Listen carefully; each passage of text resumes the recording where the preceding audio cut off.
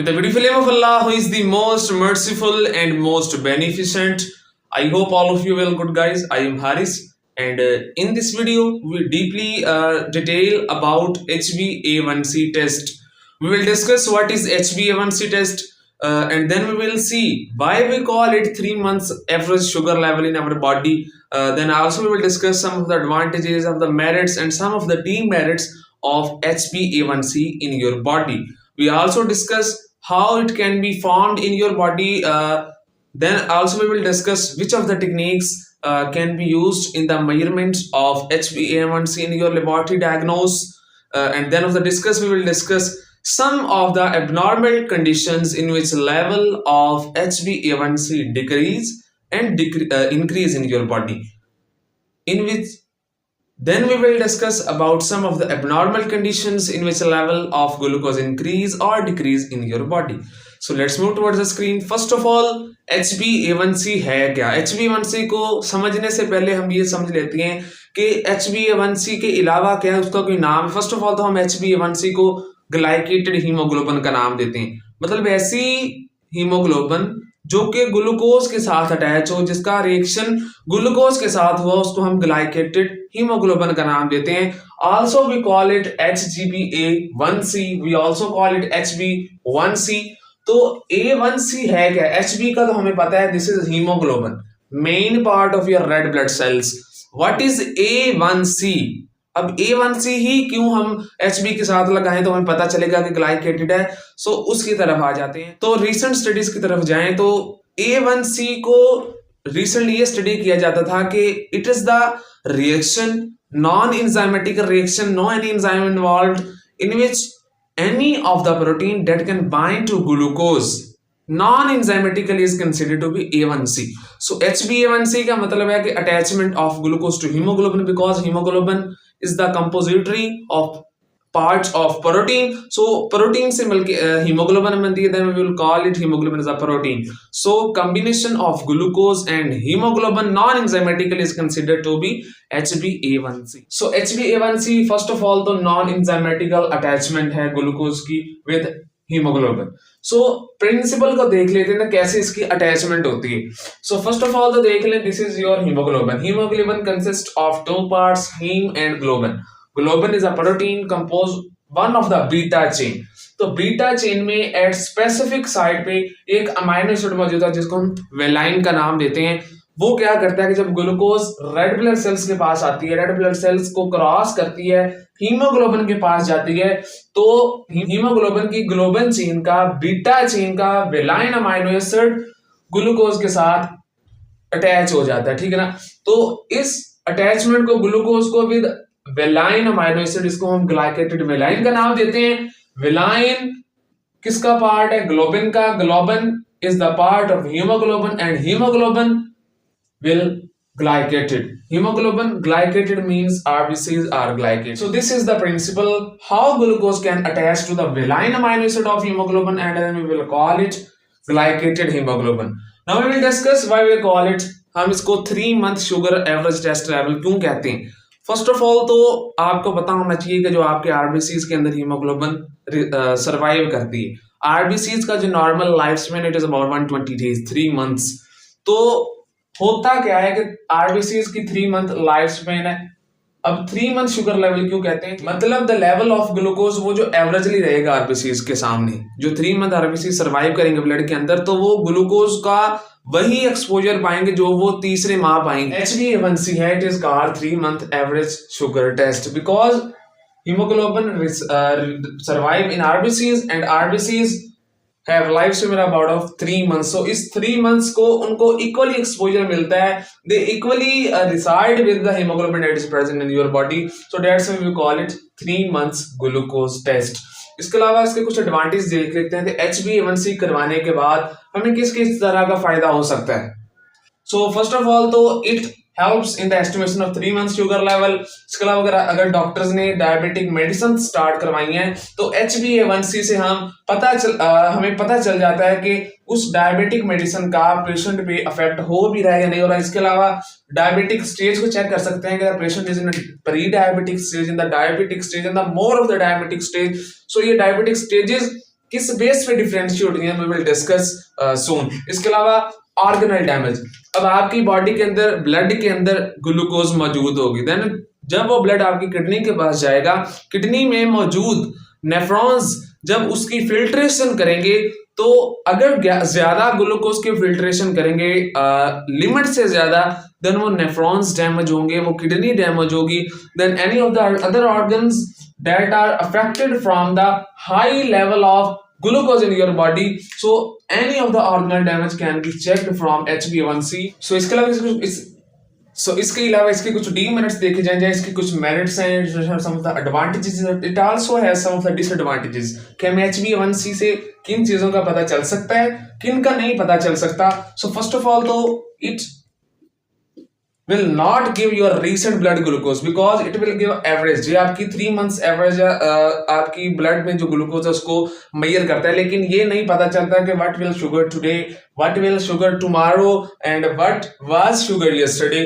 तो day by day glucose की जो चेंजिंग है वो ये डिटेक्ट हम इससे नहीं कर सकते। इसके अलावा any of the patient that has perform recent blood transfusion, तो वो आरबीसीज उतने एफिशिएंटली काम नहीं करते, उतनी एफिशिएंटली वहां पे अपनी एक्टिविटीज परफॉर्म नहीं करते, उतनी एफिशिएंटली ग्लूकोज की बाइंडिंग नहीं हो पाती हीमोग्लोबिन ट्रांसफ्यूज्ड ब्लड हीमोग्लोबिन के साथ, तो ये भी एक प्रॉब्लम काज हो सकती है। इसके अलावा जो एनीमिक कंडीशंस होती हैं, इसमें यहाँ तो आरबीसीज आपके लो होते हैं या वीक होते हैं, वीक आरबीसीज जो है वो आपके जल्दी डेड हो जाते हैं, तो उस ड्यूरेशन की कमी की वजह से हम आरबीसीज की उस ग्लाइकेशन को हम चेक नहीं कर सकते बिकॉज लेस लाइफ स्पेन और the no life span of the RBCs.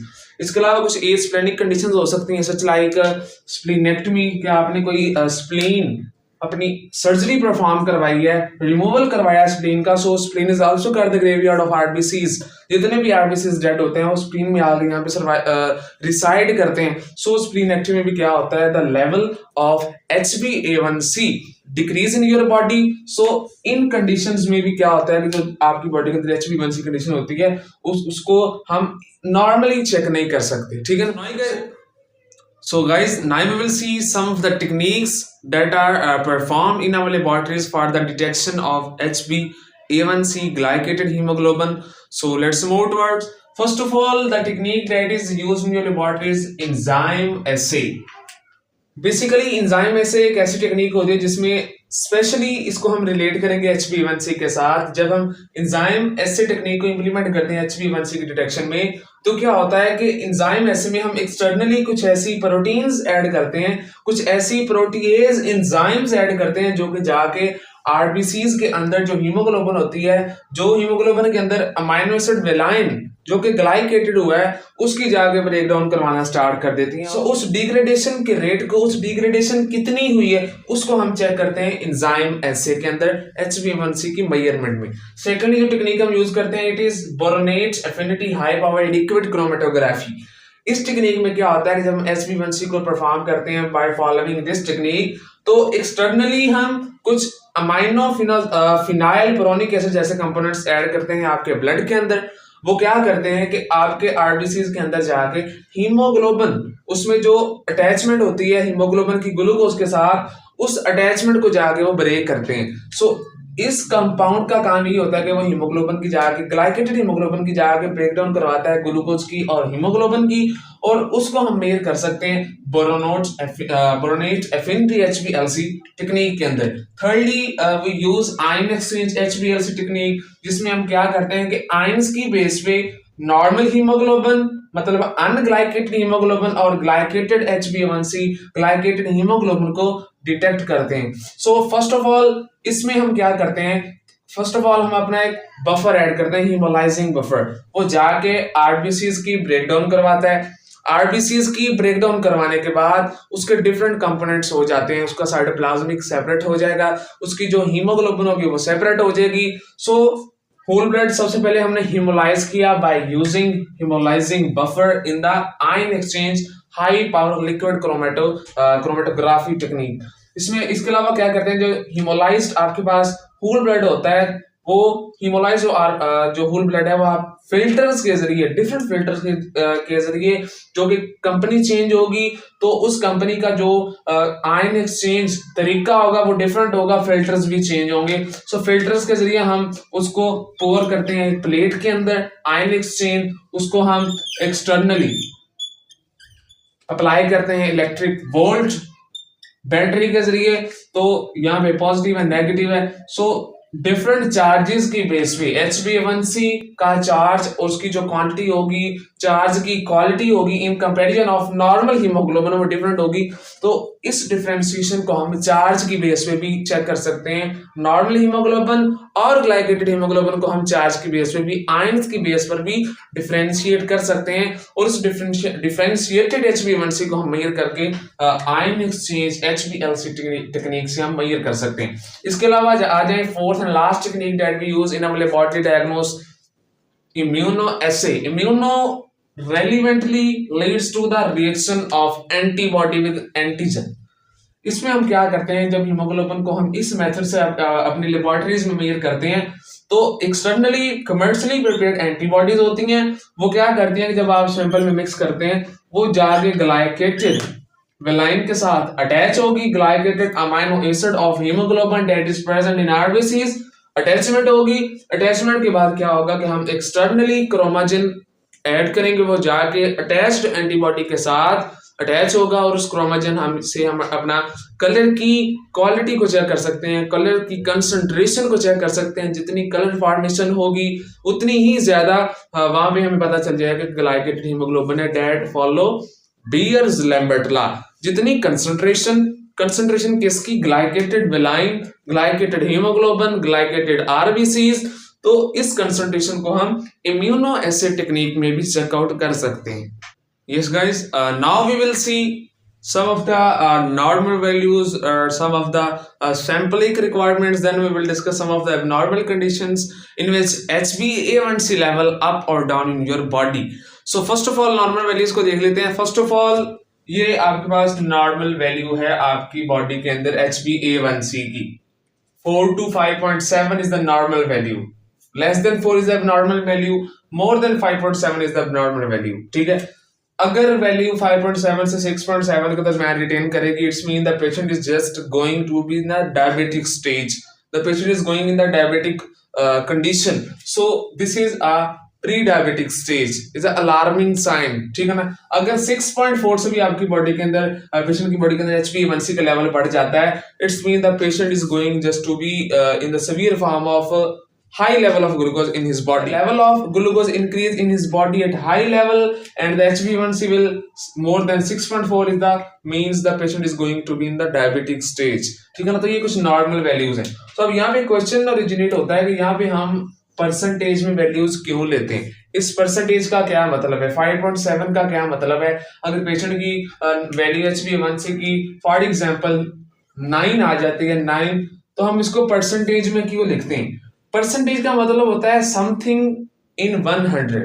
अब 9 का मतलब यहाँ पे ये है कि आपके मीटर ने, आपकी मशीन ने 100 आरबीसीज को चेक किया और उसने चेक किया कि उन 100 आरबीसीज में से अबाउट 9 आरबीसीज ऐसे हैं जो कि एबनॉर्मली अटैच है ग्लूकोज के साथ। ठीक है ना। सो उस ग्लाइकेटेड हीमोग्लोबिन को, उस ग्लाइकेटेड आरबीसीज को हम टेक्निक्स से मेजर करते हैं। ठीक है ना। सो परसेंटेज का ये मतलब होता है कि 100 आरबीसीज आपके उस इंस्ट्रूमेंट ने देखे जो आपने सैंपल शिप करवाया उस मशीन को, चाहे वो आपका HbA1c मीटर है या आपकी कोई ऑटोमेशन मशीन है या कोई you are using semi manual machine.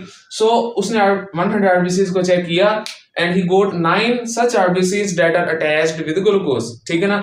So percentage में वैल्यूज हम इस वजह से लेते हैं। अब फिलबॉटमी रिक्वायरमेंट्स की तरफ आ जाएं तो फर्स्ट ऑफ ऑल तो हम इसमें होल ब्लड यूज करेंगे जिसमें आरबीसीज आपके पास एक्स्ट्रा अमाउंट में मौजूद हों। ठीक है ना।